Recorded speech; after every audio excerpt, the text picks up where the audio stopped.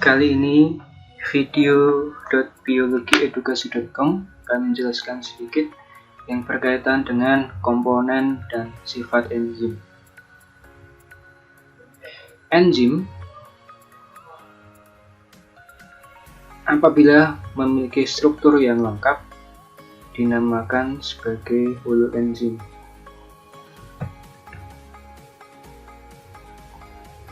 Jadi ketika enzim ini secara keseluruhan dia dinamakan sebagai holoenzim. Nah, holoenzim sendiri dia nanti memiliki dua bagian penting. Dia terbagi menjadi dua bagian penting yang dinamakan sebagai apoenzim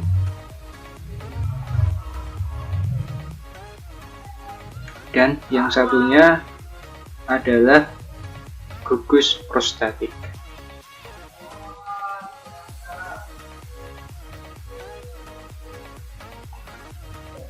Apa bedanya?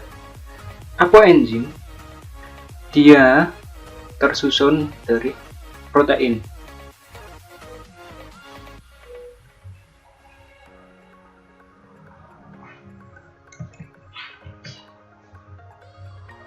Jadi apoenzim ini dia memiliki susunan yang berprotein, lebih tepatnya yang berkaitan dengan asam amino.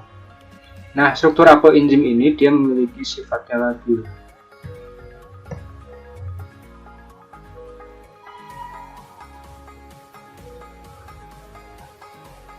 Jadi, biasanya dia rentan terhadap suhu, pH, atau tingkat keasaman.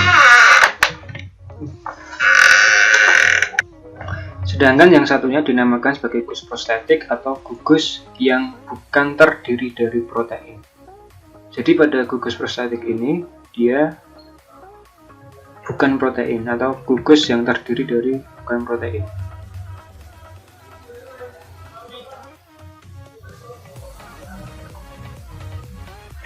Nah, gugus prostatik ini dia memiliki dua bagian yang dinamakan dengan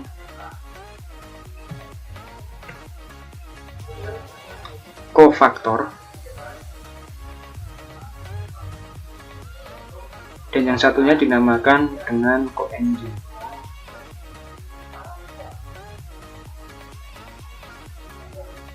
Apa bedanya? Kalau kofaktor itu dia molekulnya berupa anorganik, sedangkan koenzim ini dia berupa organik. Tapi organiknya selain protein. Oke, mudah bukan untuk komponen-komponen enzim. Jadi ada, kalau dia berupa struktur lengkap dinamakan sebagai holoenzim. Kemudian holoenzim nanti dibagi menjadi dua, ada yang namanya apoenzim dan gugus prostatik. Kalau apoenzim tersusunnya dari protein dan dia labil, biasanya di labilnya terhadap suhu sama pH biasanya. Meskipun ada komponen lainnya yang menyebabkan dia labil, nanti akan dijelaskan pada sifat-sifat enzim. Sedangkan pada gugus prostatik ini ada dua yang dinamakan sebagai kofaktor sama koenzim. Kofaktor ini terbentuk dari anorganik. Kalau kita jabarkan lebih rinci, misalnya Fe, ada anorganik ini Fe, kemudian ada tembaga, ada Mn, ada Fe, ada Mn, kemudian ada zinc, tembaga, dan sebagainya. Sedangkan kalau koenzim ini dia organik, tapi dia bukan berupa protein. Contohnya di sini adalah timin misalnya. Kemudian ada koenzim A. Kemudian ada FADH misalnya. Oke, kita masuk ke sifat dari enzim. Sifat dari enzim yang pertama,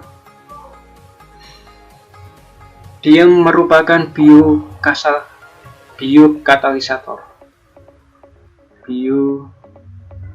biokatalisator.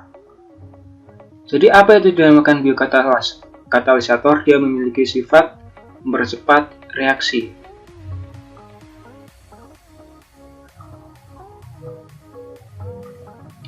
Namun tidak ikut bereaksi.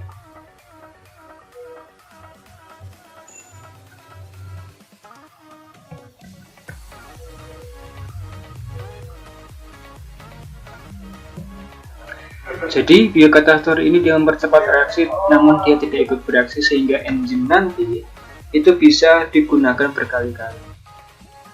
Yang kedua, bekerja sangat spesifik.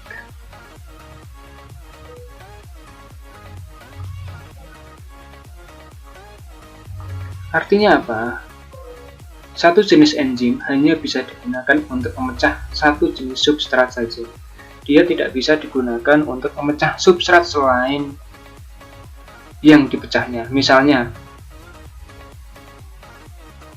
ada enzim jenis A, dia digunakan untuk memecah substrat A. Maka, jika dia digunakan untuk memecah substrat B, ini dia tidak akan bisa. Kenapa? Karena dia enzim itu dia bersifat spesifik. Itu yang dimaksud dengan bersifat spesifik. Yang ketiga,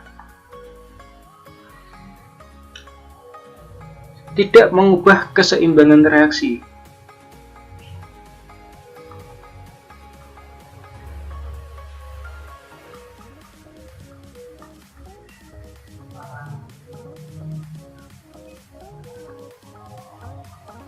Karena kenapa tidak mengubah keseimbangan reaksi?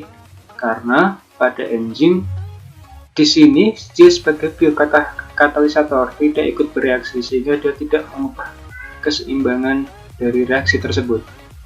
Kemudian yang keempat, bekerja secara reversibel.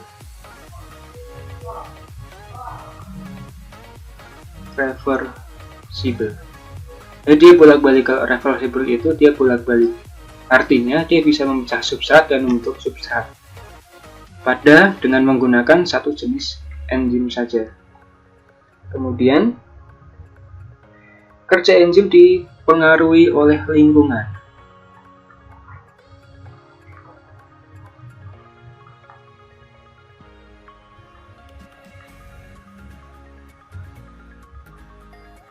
Jadi dia terpengaruh oleh suhu, pH, inhibitor dan aktivator. Dan yang terakhir, yang keenam, dapat digunakan berulang kali.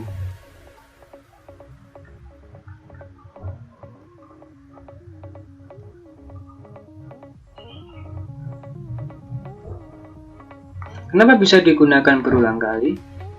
Karena pada enzim dia tidak ikut bereaksi, sehingga dia dapat digunakan berulang kali karena selama dia tidak mengalami kerusakan yang diakibatkan oleh pengaruh lingkungan ini. Demikian yang berkaitan dengan komponen dan sifat enzim. Semoga membantu.